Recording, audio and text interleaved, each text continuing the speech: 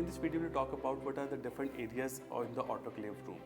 In the autoclave room, you can divide into the 4 segment or 4 section. One is the dirty area, then it comes to the packing zone, then you have an autoclave, and then it process and come into the storage area. The storage area in the autoclave room is considered as a temporary storage because from this storage it goes to the shelf of the operator. Let's talk about what is the dirty area and what is its requirement. In the dirty area, the instruments are brought and they are washed and scrubbed in this area. This must be segregated and separate from the other areas of the sterilization room. You can have a kind of a wall between the dirty area and the clean area, or you could have quite a large room in which the dirty area has to be at certain distance where the splashes and the droplet cannot reach to the other areas of the autoclaving room. What exactly we do in the dirty area?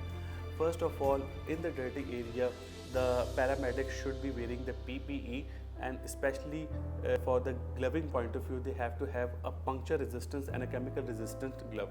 These gloves are typically called the utility gloves. Along with this, as you know, during the washing of the instrument, the splashes are created.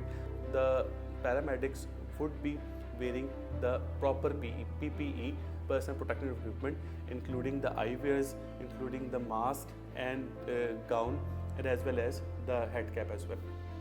One thing, in the dirty area, the paramedic will be wearing PPE. Secondly, the instruments are not only washed but also dried over here after the rinsing. And the most important thing you do in the dirty area is you will examine it for any blood or any remnant saliva or anything on your instruments. The requirement of the scrubbing and cleaning is that it must clear all the blood and saliva over the instrument and decrease the biological load on the instruments.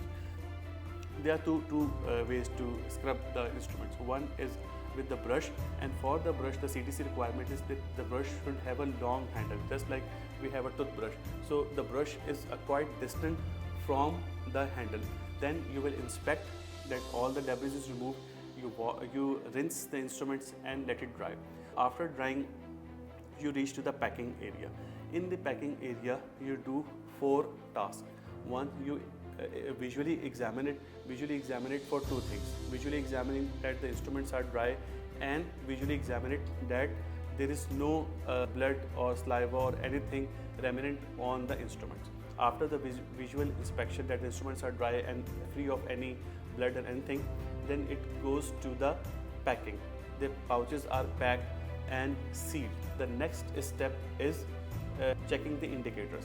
There are 2 types of indicator, internal or external. The internal indicators are placed inside the pouches, or the latest type of pouches have internal indicators as well, as you can see in this photo. The external indicator of the pouch you can see over here. This is separate for the steam and this is separate for the ethylene oxide. So the external indicator you can see over here, and the internal indicator in the latest type of pouches you can see inside the pouch, or sometimes the indicator is placed inside the pouch as well. These indicators tell us that that you can have a clear demarcation of the sterilized instruments and non-sterilized instruments, but they do not tell us the complete story. But in the latest type of the indicators, like indicator type 4 and 5, they tell us about TTP. TTP stand for not Tehreek-e-Taliban Pakistan. TTP stand for temperature, time and pressure. T stand for time, T stand for temperature, and P stand for pressure. These indicate that the autoclave, these instruments has gone through the certain level of temperature, certain level of pressure, and they had been under the steam for this period of time. Moving on, you will label it. In the labeling, you will see 2 things: the date of packing of instruments, the date of expiry, and the badge number.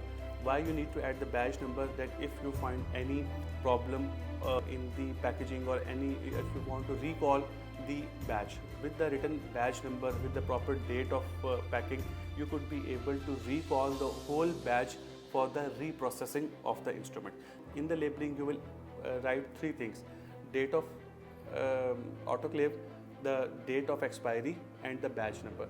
The badge number is important so that you can recall the instruments.